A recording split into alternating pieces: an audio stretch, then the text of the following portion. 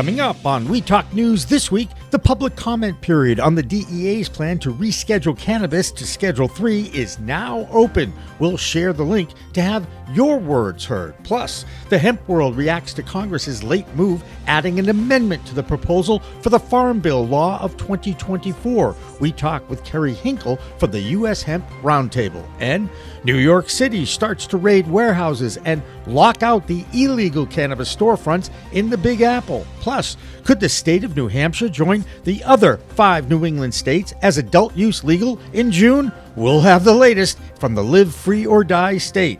Also in New England, Massachusetts regulators team up with the Health Department, Aggie regulators, and the Alcohol and Beverage Commission to issue a cease and desist to all package and liquor stores selling illegally infused THC beverages in their stores. And on the international scene, while Japan moves towards starting a medical program, Italy goes backward by turning CBD into a narcotic. And this week, 2 trade shows in the East for the cannabis business community. In New York, it's the 10th annual CWCB Expo at the Javits Center, and in Massachusetts, it's the Flower Expo in Greenfield, where a majority of cannabis dispensaries show up to do business in an outdoor fairground. All that and coast-to-coast cannabis news on Weed Talk News. Next! Music Studio. We are Pro Cannabis Media.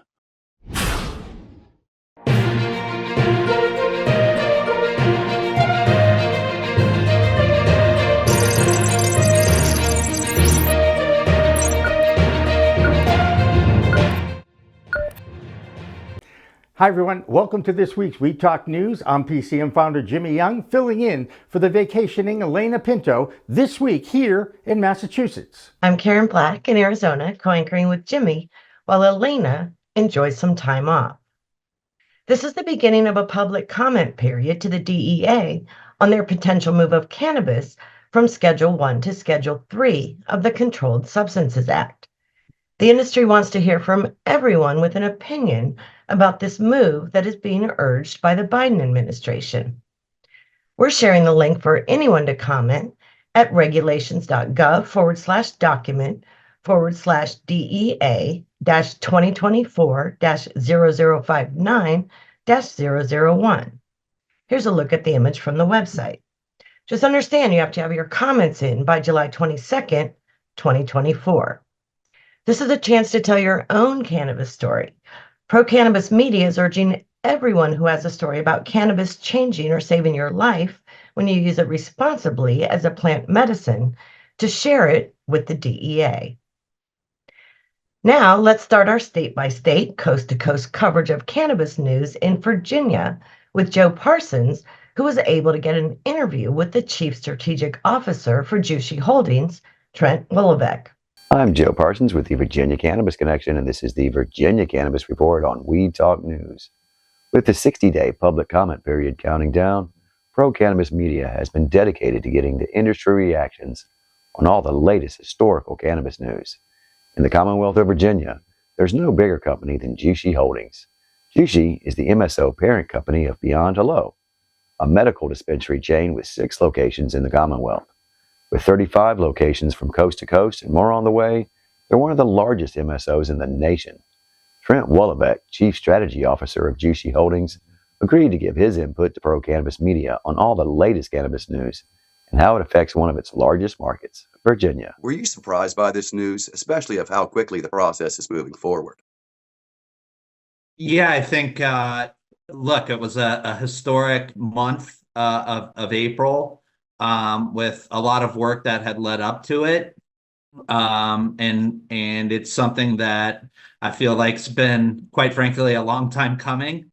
As somebody that's been in the regulated cannabis industry since 2009. So it's been a really exciting process so far. It's kind of crossing the T's and dotting the I's now, but looking forward to getting that finalized here in the coming months and have cannabis officially off Schedule 1 narcotic and flipped over to a Schedule 3. And do you think that this could possibly cripple the entire CBD industry on a national level? it was never their intent to create a THC market through hemp. And so I think they're just going back and quite frankly cleaning up a mistake that they made. I mean, everybody calls it a loophole for a reason. Like it's a loophole. And so you get a couple lawyers making a statement and a couple people that do something. And there's a lot of followers thereafter. And so, excuse me, I think, going back and cleaning that up because the Farm Bill was meant for industrial hemp, whether that's, hempcrete or rope or material or fuel, or I mean, I can keep going down the line because, industrial hemp's a $7 trillion disruptor in my mind. And it was never supposed to be, cannabinoid focused or more frankly, THC focused. That's a state regulated program. That's a state regulated thing that needs to be and will continue to be regulated. So I just think they're closing quite frankly a mistake that they made 6 years ago now. So yeah, I'm a huge supporter of the amendments that were proposed around the Farm Bill. I would like to thank Jushi Holdings and Trent Wolobeck for both his time and great input. Remember, you still have time to make your voice heard as well. Stay tuned to Pro Cannabis Media for all the latest updates, and count on me to keep trying to make a difference in the cannabis community for the Commonwealth and beyond. The full interview will be on my blog channel, Virginia Cannabis Connection. Well, that's going to do it for this week's Virginia Cannabis Report. From the Virginia Cannabis Connection and reporting for Weed Talk News, I'm Joe Parsons. Till next time, stay lifted. Now, while the DEA is taking public comments on the proposed move to Schedule 3 for cannabis right now, that's not the only major change on the horizon for the cannabis sativa plant. The Farm Bill of 2024 that was passed by the House is looking to redefine the definition of hemp, which right now is defined as a cannabis plant measuring under 0.3% of THC in dry weight, the intoxicating cannabinoid, of course, that gets users high. Needless to say, the hemp industry is extremely upset because when the Farm Bill was passed in 2018 with that 0.3% definition, it allowed farmers and growers an opportunity to create a cash crop that featured so-called minor cannabinoids like CBD. 6 years later, we're still waiting for the FDA to set up regulations about the infusion of CBD in beverages and food items. Many now believe that the Farm Bill of 2018 mistakenly pseudo-legalized the cannabis plant. Now, you have states banning the synthetic Delta-8 THC, while others, like Texas, are allowing it to be sold in convenience stores and package stores, and of course gas stations too. Industry leaders and lawmakers all recognize that they misread human nature, that used a loophole in the law to create hot hemp, or hemp products that do get you high, even if the dry weight of the plant is under 0.3% of THC. Last week, I talked with Kerry Hinkle, the Director of Communication for the US Hemp Roundtable, about that 11th hour political tactic, kind of like slipping in a last-minute amendment by an Illinois Republican congressperson named Mary Miller. This used to be a lot simpler than it is right now, and the definition of hemp continues to evolve. Was it a surprise when Representative Miller decided to send that amendment through on, I think it was, late last week? Yeah. And for additional context, I used to work in a CBD shop. I remember working in the shop when President Trump signed the Farm Bill into law in 2018. And that was when we just had, nasty oil that you put under your tongue. And, I'd tell my customers, it's like medicine, if it's supposed to, it works good, if it tastes bad, that old things that parents might have said when you were taking cough syrup or something. So I've seen it now to where, I can eat a Rice Krispie treat with, 50 milligrams of THC in it and feel good. Right. And I bought that at the gas station down the street. Right. So I've seen this industry evolve in a long time in the 6+ years I've been in it. On the Mary Miller amendment specifically, to kind of pull the curtains back on what we were doing at the Hemp Roundtable was we had heard rumors, we'd seen some draft text of a proposal to change the definition of hemp in the Farm Bill. So we started meeting with I believe there's 54 members of House Ag we started meeting with as many of those staffs and members of Congress as we could. And the issue when you're meeting in trafficking and rumors is it's just that, it's rumors. And so, staffers would be like, well, if you see the language, let us know. We're not really sure how this would go. And a lot of the conversation too was pessimism around the Farm Bill in general. There's a lot of things that have nothing to do with hemp or cannabis that it provides, pessimism for that Farm Bill to pass in general. And then, so we're meeting with these offices. We have a few suspects that we think they're going to introduce it. Give them that won't meet with us. It's like, okay, maybe they're going to be the offices was, but it really felt like a case of whack-a-mole where we got the rumor, we track down an office, and they say, no, we're not the ones doing it, and we'll try somebody else, right? Politico would come out with a report. We would meet with that office. Okay, find somebody else. So, and then what happened was it was about 6:00 on a Wednesday night. I remember I was playing in my YMCA men's basketball league. And we got the amendment, right? And what's supposed to happen is you're supposed to have the amendment filed 24 hours beforehand. But some offices told us that this wasn't going to be the case, and that's exactly what happened. It was 7 o'clock. We finally got the word that the amendment had been filed, past its deadline. They're Congress, they can do what they want. So we had to respond quickly. So we got our email campaign out. Got an emergency full membership meeting the next morning, flew to DC, was in the committee meetings, meeting with staffers. And the issue again was that we were trying to defeat an amendment that wasn't introduced yet. And by the time it was introduced, we had 16 hours to react. That entire interview was released last week on the procannabismedia.com website and our YouTube channel. With more on the Farm Bill of 2024, here's Washington, D.C. correspondent Andrew Berenger.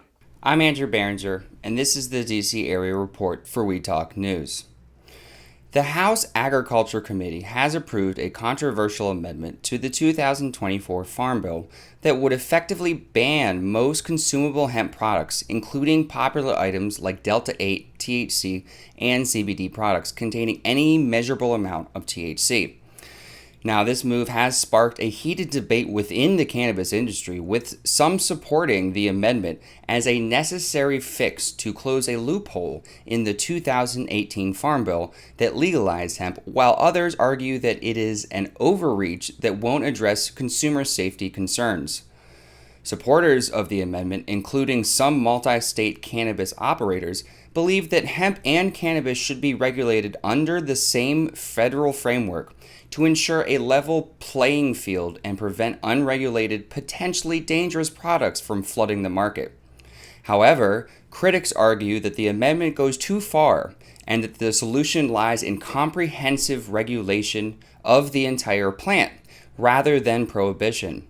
The debate highlights the complex challenges faced by lawmakers and industry stakeholders in establishing a cohesive regulatory framework for the rapidly evolving cannabis and hemp sectors.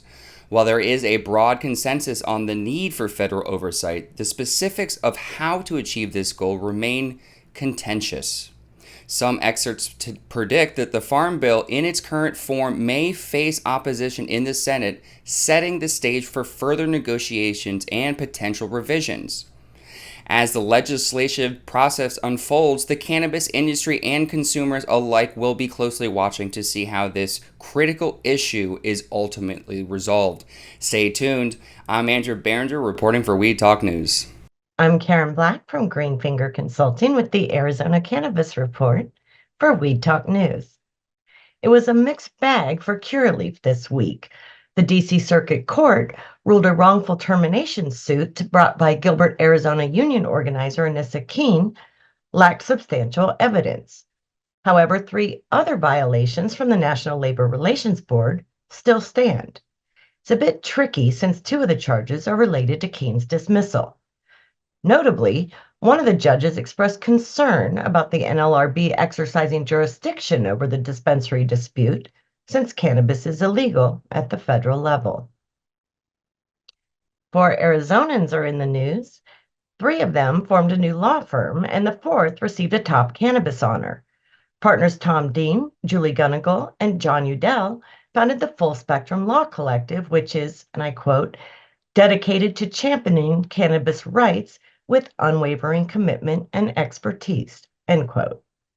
The CEO of another Phoenix firm, Kim Prince of Proven Media, was named one of 2024's leading ladies of the cannabis industry by MG Magazine. Ms. Prince is the only Arizona woman to make this year's list. If it ain't one thing, it's another. Prosecutions for possession of cannabis have dropped significantly since the advent of adult use in Arizona. There are dozens rather than thousands of current cases. Some say not concentrating on cannabis crimes has freed up law enforcement's time and resources. Others claim those resources are now going toward a rise in fentanyl-related crimes. Last but not least, Arizona is the first state with a DEA-approved clinical study on psilocybin mushrooms. The Scottsdale Research Institute scored a $2.75 million grant to lead the first ever government-funded study on the effects of medicinal mushrooms for people with life-threatening illnesses. SRI will grow its own mushrooms, which will be administered to 24 patients over a 4 to 6 month period. That's this week's Arizona Cannabis Report.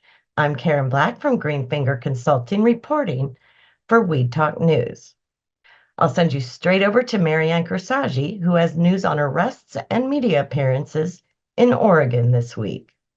I'm Marianne from Alibi with this week's Oregon Cannabis Report for Weed Talk News. This week, Oregon authorities have arrested 2 men in connection with an illegal grow operation in Redmond, Oregon. The regulated market continues to be fraught with challenges, and it's no surprise that the illicit market continues to thrive. Next, Oregon attorney Amy Margolis was featured this week on PBS's All Things Considered and shared her thoughts about the proposed rescheduling of cannabis. She highlighted the concerns of the market that pharmaceutical companies might want to capitalize on the new opportunities. She views rescheduling instead of descheduling as a remnant of the drug war and outdated perspectives on cannabis being a hard drug. Next, the 2024 Farm Bill amendment, changing the definition of hemp, continues to make waves in the industry. Seed companies are concerned because this could dramatically change their ability to ship products. Intoxicating hemp products would also be disallowed with this amendment.